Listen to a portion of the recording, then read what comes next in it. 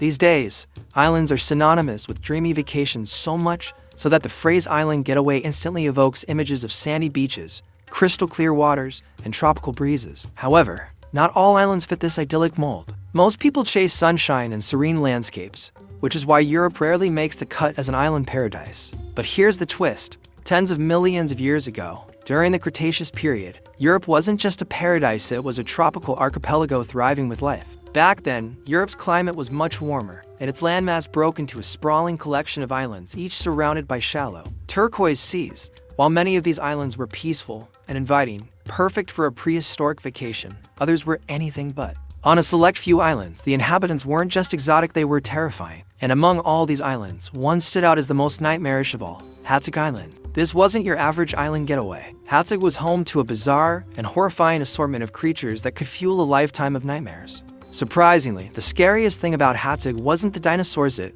was that this was one of the few places on Earth where dinosaurs weren't the apex predators. Instead, they lived in fear, hunted down by creatures far more sinister. Welcome to Hatzig Island, a place so formidable it makes today's wildest survival stories seem tame. Hatzig Island no longer appears on any map. The only remnants of its existence are found in ancient rock formations scattered near Hatzig, a small town in Romania. But between 90 and 66 million years ago, this massive island spanned an impressive 80,000 square kilometers, 31,000 square miles, roughly the size of modern-day Hispaniola, the island shared by Haiti and the Dominican Republic. Geological evidence suggests Hatzig Island sat just above the equatorial belt, meaning it basked in tropical heat year-round. If it resurfaced today, it would likely fall near modern Algeria. However, in terms of climate, terrain, and biodiversity, its closest comparison might be Hainan Island, situated off the southern coast of China. Back in the Cretaceous period, Hatzig Island wasn't flanked by African landmasses, but by parts of ancient Europe, including regions that would eventually form Iberia,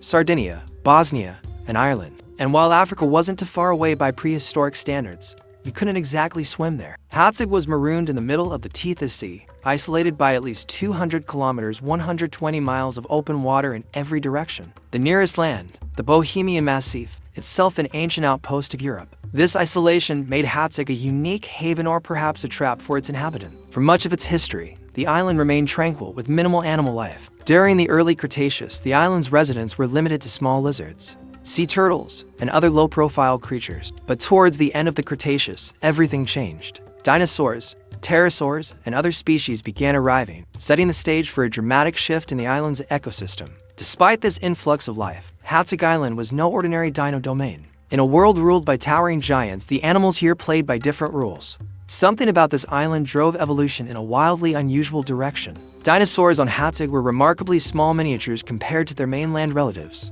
Yet, even more bizarrely, the top predators weren't theropod dinosaurs but colossal, carnivorous pterosaurs that reigned as apex hunters. These winged nightmares turned the typical food chain on its head, making Hatzig Island a truly unhinged and unforgettable corner of prehistoric Earth. Why were the pterosaurs on Hatzig Island so massive while the dinosaurs were tiny? This question has captivated paleontologists for years. The most widely accepted explanation lies in a phenomenon called insular dwarfism and gigantism. Essentially, limited resources on islands caused some animals like dinosaurs to shrink over time. Meanwhile, without competition from larger predators, pterosaurs were free to grow to astonishing sizes, evolving into the largest flying creatures the world has ever seen. And trust me, these giant pterosaurs weren't exactly the stuff of postcards. So far, 3 named genera of pterosaurs have been identified as rulers of Hatzig Island. All of them belong to the Asdarchidae family, a group known for their incredibly long necks and legs, and their dominance during the late Cretaceous period. The smallest of these was the Urosdarko. At first glance,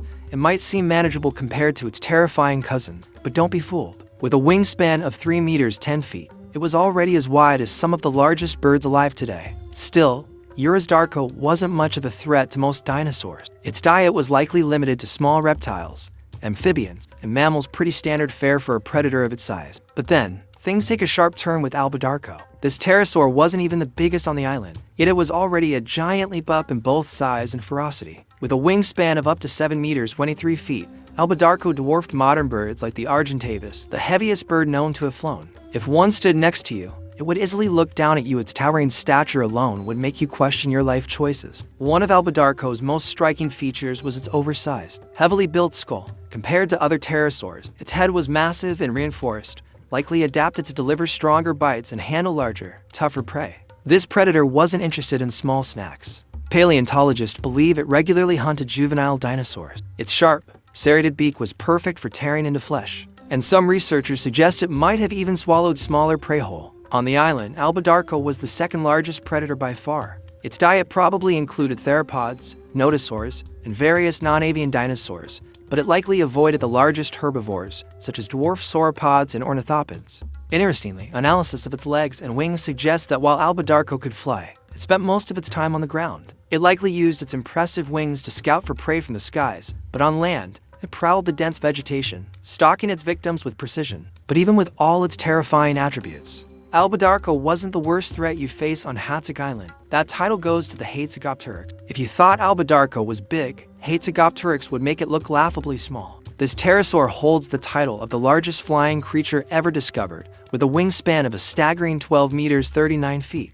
To put that into perspective, that's wider than an F-35 fighter jet. And while the North American Quetzalcoatlus comes close in wingspan, it falls short in sheer bulk. Hatzegopteryx wasn't just wide, it was built like a tank. This creature had a thick, sturdy skeleton and was unnervingly tall. When standing on the ground, its head reached 5 meters 16.5 feet, nearly as tall as a modern giraffe. Paleontologists estimate that it weighed as much as a large grizzly bear, making it hard to believe this colossal animal could take to the skies. Yet fly it could. Like other asdarchids, Hatzegopteryx had wings perfectly designed for flight. To get airborne, it likely relied on its powerful limbs to launch itself vertically, leaping an incredible the point for meters 8 feet into the air, a vertical jump 3 times higher than the average NBA player. Once airborne, its massive wings would take over. However, Hatzegopteryx wasn't built for long journeys. Its size made sustained flight inefficient, so it likely used its aerial capabilities to spot prey from above. Once it had a target in its sights, it would swoop down or land nearby to close in on its victim. On Hatzik Island, this flying nightmare was the undisputed apex predator. Dinosaurs that had dominated elsewhere in the world were reduced to prey, hiding in fear from these winged giants. It's safe to say that if you ever found yourself stranded on this island, the skies above would be the last place you'd want to look. Like Albadarco, Hatzegopteryx wasn't just a master of the skies, it was primarily a ground-based predator. But this wasn't your average terrestrial hunter. It might have been disturbingly good at running, too. Standing at a height that allowed it to peer over vegetation, Hatzegopteryx had a literal bird's-eye view of the landscape, making it nearly impossible for prey to hide. Adding to its arsenal, the sclerotic rings in its eyes suggest it had razor-sharp vision, capable of spotting even the sneakiest creatures trying to remain unseen. When you combine its stature, keen eyesight, and powerful body, it's no surprise that researchers agree Hatzegopteryx was the undisputed apex predator of Hatzik Island. But it wasn't just its sheer size that made it so terrifying, it was its massive head, which puts even the mighty Albadarco to shame. Measuring a jaw-dropping to 0.5 meters 8 feet in length, basically the size of an entire horse, it was both long and unnervingly robust, giving it a surreal, almost alien appearance. The design of this monstrous head was the clearest sign of its gruesome eating habits. Sturdy, compact, and heavily reinforced, its skull was built to endure and dish out incredible amounts of force. Its neck, wrapped in powerful ligaments and muscles, further supported this natural weapon. This combination of strength and durability led paleontologists to dub Hatzegopteryx a true dinoslayer, capable of taking down many of the island's unfortunate inhabitants. Even the dwarf sauropods and ornithopods, usually off-limits for predators due to their size, weren't safe, at least not when they were young. Reconstructions suggest Hatzegopteryx could use its beak to stab or bludgeon prey that it was too large to swallow outright. And let's not sugarcoat it, its mouth could open wide enough to gulp down prey as large as a human. As if that wasn't terrifying enough, evidence indicates that Hatzegopteryx wasn't a clean killer. Fossils of its skull often show heavy scarring at the back, hinting at frequent high-speed impacts during hunting. Additionally, studies have revealed that both its neck and beak could withstand forces 10 times greater than its body weight. In practice, this means every thrust of its beak could drive deep into flesh or deliver devastating blunt trauma. Without question, Hatzegopteryx reigned supreme on Hatzik Island, turning it into a prehistoric nightmare. But as horrifying as it wasn't the only predator lurking in the shadows.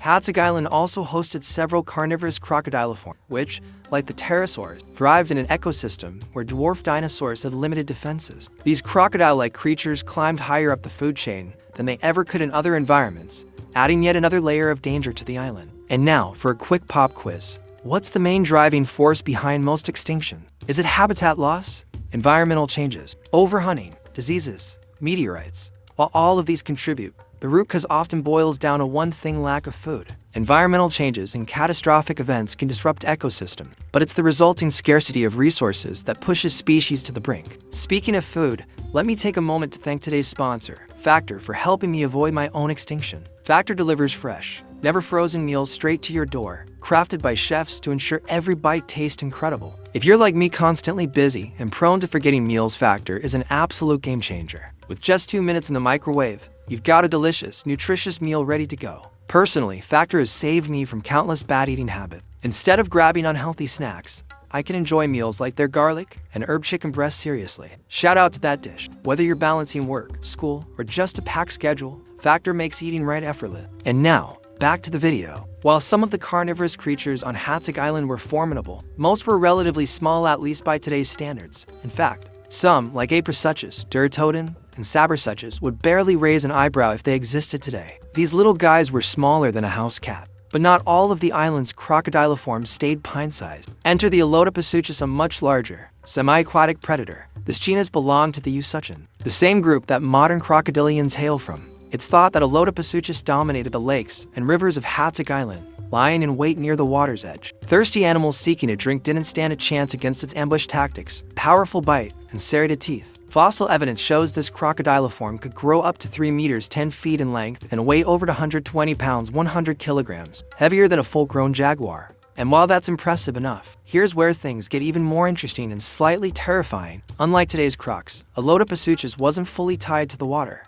Its limbs were longer than usual for a crocodiliform, suggesting it was well-suited for walking on land and maybe even capable of short bursts of running. So, even if you stayed away from the water, you'd still have to keep an eye out for this hefty predator. But crocodiles weren't the only reptilian residents of Hatzik Island. Fossil evidence also reveals the presence of snakes, including a smaller genus called Nidophis, which measured roughly the same length as a common garter snake. Thankfully, Nidophis wasn't venomous, so while a bite might sting, it wouldn't have been dangerous to larger animals. Of course, the island also hosted carnivorous dinosaurs, though, like most Hatzik fauna, they were miniature versions of their mainland relatives. These scaled-down dinosaurs were more curious than threatening and likely posed little danger to human-sized prey. Take Alopteryx, for example, known by some as Heptasteornis or Bradykna. This medium-sized alvarezord measured around 7 feet to 0.1 meters in length, but was incredibly lightweight, tipping the scales at roughly the same weight as a large beagle. In life, Alopteryx had tiny, reduced claws that made it a specialized insectivore, primarily feeding on termites. Not exactly nightmare fuel, right? But here's the twist: when it was first discovered, paleontologists mistakenly thought Alopteryx was a giant, flightless owl. Picture that for a moment. A 6.6-foot tall owl with an estimated wingspan of nearly 18 feet 5.4 meters. Had that been true, it would have been the largest owl in history and one of the most imposing creatures on the island. Luckily or unluckily, depending on your perspective, further research corrected this misclassification, revealing it as a relatively harmless dinosaur. Still, not all the island's dinosaurs were so benign. One enigmatic predator stands out: Balor Bondoc. This fascinating creature has long puzzled researchers. Is it an early bird or a non-avian dinosaur like a raptor? Most evidence suggests it was a primitive bird, but there's still a chance it was a dromaeosaur. Whatever the case, Balor Bondoc was built for hunting in ways that defy its small size. Roughly the same size as a velociraptor, this predator was stockier and far more muscular than you'd expect. Its powerful legs, in particular, hint that it could take down prey much larger than itself. Whether it was a bird or a dinosaur, one thing's for sure: this tiny terror didn't let its stature hold it back. To top it all off, Balor Bondoc had a pelvis uniquely built for power rather than speed, with numerous attachment points for large muscles. And with all that strength, it came equipped with not one, but 2 large claws on each foot. These weren't just for show. Like modern raptors, many paleontologists believe Balor was an ambush predator, using its claws to deliver devastating kicks that could pierce deep into prey. However, there's another theory that Balor didn't slash at its prey at all. Instead, some researchers think it might have used its claws to pin its victims, holding them in place until they were too exhausted to resist. And then, Balor would simply start eating its prey alive, much like some birds of prey do today. Either way, encountering this creature would not have been ideal. It's probably best to avoid testing its temperament. But here's the twist: we can't say for sure if Balor was even dangerous. Despite finding well-preserved fossils of its body, researchers have never uncovered a skull. That means we have no solid evidence about its diet. Was it a carnivore, an omnivore, or even a herbivore? The jury's still out, leaving Balor's true nature a prehistoric mystery. And speaking of mysteries, Hatzig Island had another enigmatic predator, Megalosaurus hungaricus. Despite its name, it wasn't an actual megalosaurus, those were long extinct by this time. Instead, it was a misclassified and indeterminate theropod, possibly an abyssosaurid. Like most Hatzig theropods, the species was small by mainland standards, but just how small is unclear. So far, only fragmentary teeth have been discovered, making it tricky to estimate its size. From what little we know, its teeth were significantly smaller than those of its mainland cousins, leading paleontologists to estimate its length at around 3 meters (9.8 feet). If this estimate is correct, it would still make Megalosaurus hungaricus the largest predatory non-avian dinosaur on Hatzig Island, a title worth bragging about. Though details about its behavior are scarce, researchers believe it likely fed on a variety of herbivorous dinosaurs. This would have included creatures like the armored Struthiosaurus, the bipedal Zalmoxes, and other ornithischians that shared its size range. Interestingly, Zalmoxes was one of the few herbivorous dinosaurs on Hatzig Island to escape the full effects of insular dwarfism. With fewer herbivores competing for resources, Zalmoxes was able to maintain a relatively decent size, though it still wasn't massive by dinosaur standards. However, the true weight champions of Hatzig Island were the sauropods. Despite being some of the most affected by dwarfism, the island was home to two titanosaurs, Magurosaurus and Paludidodon. Of the two, Magurosaurus was slightly smaller, reaching 6 meters (20 feet) in length and weighing around 1 ton. Paludidodon was similar in length but a bit bulkier, tipping the scales at roughly 1.1 tons. These titanosaurs were among the smallest sauropods ever to roam the earth, more comparable to horses than the giant elephants we associate with their relatives. Even so, their size made them the heaviest animals on the island, and fully grown adults were likely safe from any predators. To add to their survival advantage, at least Magurosaurus had another defensive trait: osteoderms. These bony plates, embedded in their skin, provided additional armor that likely helped protect juveniles from the island's carnivores. So, while they might not have been towering titans like their mainland cousins, these dwarf sauropods still held their own as Hatzig Island's undisputed weight class champion. Not every dinosaur on Hatzig Island fared as well as Magurosaurus. Some, like the unfortunate Tomatosaurus, found themselves struggling to survive. This Hadrosauromorph, once a sturdy herbivore, was reduced in size to just 5 meters (16 feet) in length and about half a ton in weight. While it might sound big to us, this downsized dinosaur was vulnerable even as an adult, constantly on the menu for predators like Hatzegopteryx. Analysis of Tomatosaurus teeth reveals it fed mainly on shrubs and herbaceous plants, which suggests it stuck to the island's wooded interior. These dense forests not only provided its meals, but also offered some protection from watchful predators. However, life wasn't just about dodging predators. Fossil evidence reveals that Tomatosaurus had its share of internal battles too. One recovered specimen showed signs of a large amyloblastoma, a benign tumor on its lower jaw. Though non-cancerous, this growth likely made eating increasingly difficult, and researchers believe it contributed to the animal's death. Had Tomatosaurus retained the larger size of its mainland relative, perhaps it might have had an easier time surviving on this cutthroat island. But not every dinosaur on Hatzig Island suffered from insular dwarfism. In fact, some went the opposite route and developed gigantism. Enter Gargantuavis, a prehistoric oddity that wasn't a non-avian dinosaur, but a massive primitive bird. While most Mesozoic birds were barely bigger than a crow, Gargantuavis was an absolute giant. In the absence of significant competition, it evolved to become not only the largest bird on the island, but also the biggest bird to have ever existed during the age of dinosaurs. By modern comparisons, Gargantuavis rivaled the size of a cassowary or even an ostrich, with mature individuals weighing an estimated 141 kilograms (311 pounds). This hefty bird wasn't just a standout among the avian population, it was also one of the heaviest animals on Hatzig Island. But for all its size, its role in the ecosystem remains a mystery. Much like Balor, no skull of Gargantuavis has ever been found, leaving scientists unsure about what it ate. What we do know, thanks to its massive and thick femur, is that Gargantuavis was built for power, not speed. Its sturdy leg bones closely resemble those of the extinct moa, suggesting it was likely a flightless forager. Some paleontologists believe it survived by eating seeds, fruits, leaves, and grasses, much like moas did. However, its neck structure suggests it may have had a large skull, leading others to wonder if it could have been a predator, like the terror birds of the Cenozoic. The lack of any definitive skull material has kept this debate alive, and attempts to uncover more about Gargantuavis have so far come up empty-handed. It seems to have been a rare inhabitant of the island, which only adds to its mystery. Still, even without fully understanding its lifestyle, it's safe to say that encountering a bird the size of an ostrich in the dense forest of Hatzig would have been a terrifying and unforgettable experience. If you were looking for a peaceful getaway in the late Cretaceous, Hatzig Island wasn't the place to be. Beyond its unsettling residents, like the towering Hatzegopteryx and possible smaller predatory dinosaurs, The island's surrounding waters were the stuff of nightmare. The shallow seas that bordered Hatzig were teeming with ancient aquatic predators, making the place a death trap for any land animal or unwary swimmer that dared venture too close. Chief among these threats were mosasaurs, the apex predators of the teeth sea. But here's the kicker. The waters around Hatzig weren't just home to a few mosasaur. They boasted one of the richest mosasaur diversities in the world, with at least 9 distinct genera prowling the depths. Among the giants were Mosasaurus, Hanosaurus, and Prognathodon, massive marine reptiles exceeding 30 feet 9 meters in length, with some individuals reaching sizes comparable to modern baleen whales.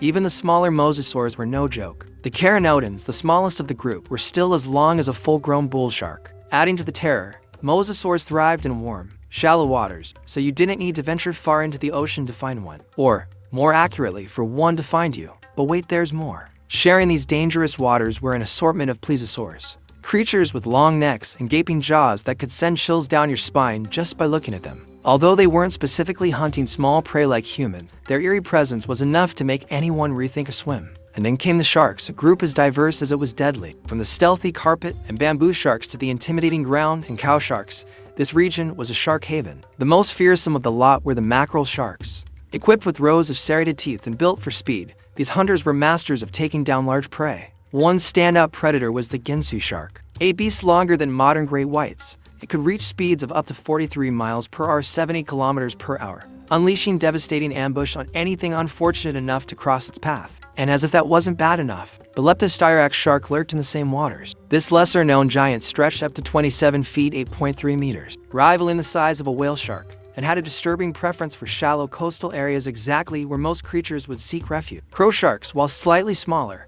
were just as fearsome, with an insatiable appetite that extended beyond aquatic prey to include pterosaurs and even dinosaurs. For anything stranded on Hatzig Island, escape was not an option. Whether you tried staying on land or braving the waters, survival odds were slim. And as if the living threats weren't bad enough, Mother Nature seemed to have it out for Hatzig too. Geological studies reveal that the region experienced frequent volcanic eruptions, blanketing the island in ash and making life even more precarious. But nothing could prepare Hatzig or its strange inhabitants for the catastrophe that struck 66 million years ago. When the asteroid that wiped out the dinosaurs slammed into Earth, Hatzig wasn't spared. A massive tsunami, towering over 30 feet 9 meters, likely swept across the island, devastating everything in its path. For any survivors of the initial wave, the aftermath was equally brutal. Wildfires sparked by extreme temperatures ravaged the dry woodlands, leaving little chance for recovery. In the end, Hatzig Island, a place of both incredible biodiversity and constant peril, was utterly transformed by the extinction event. Its unique and mysterious ecosystem vanished into history, leaving behind only fossils to tell the tale of one of the most dangerous places on Earth.